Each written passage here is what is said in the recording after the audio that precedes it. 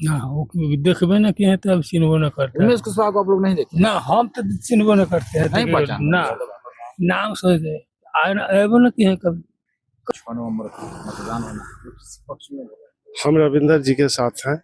रविंदर जी को वोट कर रहेंगे और लालटेन छाप को जिता के भारी बहुमत से तेजस्वी को हाथ बिहार में मजबूत हम लोग करेंगे। हम लोग पार्टी के ऊपर हैं। हम लालटेन छाप के पार्टी से हैं। पार्टी के ऊपर निर्भर है। पार्टी में हम हैं। पार्टी को वोट दे रहे हैं।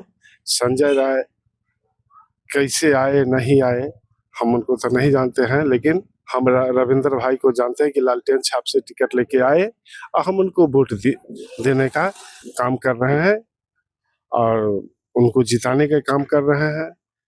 विकास की ओर हर जनता को विश्वास दिलाकर अपना विकास में लगे हुए हैं। इसलिए भाई रविंदर के पास आदमी लालटेन छाप के से जा रहे हैं और भारी बहुमत से जिताएंगे उनको। मेरा नाम संजय कुमार राय हुआ, हरपुर। नहीं, ऐसा नहीं है। सब यादव समाज राजद में है और लालटेन छाप को देंगे वोट और रविंदर भाई के साथ।